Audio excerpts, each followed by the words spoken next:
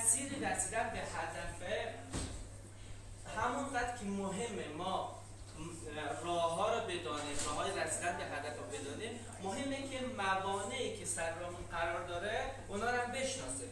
که ما از دید ارنست هلگارد، امروز میخوام نظر ارنست هلگارد رو خیلی خلاصه خدمتتون عرض کنم که ایشون یک تحقیقات انجام داد که چی باعث میشه یک سری افراد به هدفاشون میرسه و یک سری افراد به هدفاشون نمیرسه. آقای هلگارد اومد موانع رو گفت بازدارنده ها، چیزایی که نمیذاره ما به هدفمون برسیم دو بخش تقسیم کرد. یکیش موانع بیرونی، یه بخشش موانع درونی. موانع بیرونی هم دو بخش میشه. یه بخش قوانین اجتماعی،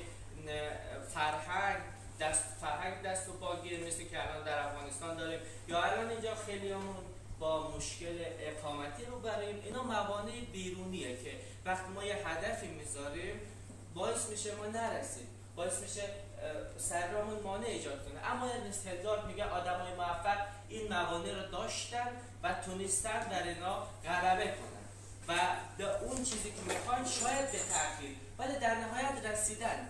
دومین مانعی که وجود داره حوادث طبیعیه. یه موقع سیل میاد، یه موقع زلزله میاد، یه موقع مثلا آتش سوزی میشه یا کل کارهای دیگه مثل کرونا. اینا موانع طبیعیه که میتونه در مسیری که ما پیش میریم خلل ایجاد کنه و برای رسیدن به هدفمون تأخیر ایجاد کنه. ارنست هلگارد میگه کسایی که کارخونهشون سوختن، شرکتشون ورشکست شدن، زلزله خراب کردن، اینا هم اونای موفق اینا نتونستن مانعشون بشن، تونستن تأخیر ایجاد کنن ولی نتونستن مانع ایجاد کنن که از هدفشون دست بردارن.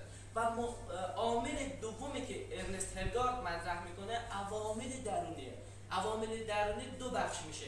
یک بخشش نقص عضوهای، یه نفر نقص عضو داره، میخواد یه کاری انجام بده ولی شاید پاش فلجه، دستش قطع شده و کل کارهای دیگه که مثلا خانم هلن کلر بنده خدا ناشنوا بود، نابینا بود و هدفش این بود که سخنرانی بزرگ بشه.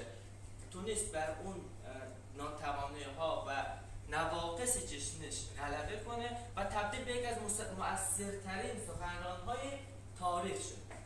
نمونش در خانم تکواندوکار که بود خداداری. ایشون بنده خدا نقص عضو داره ولی اون نقص عضو رو نذاشت مانع موفقیت، مانع رسیدنش بشه.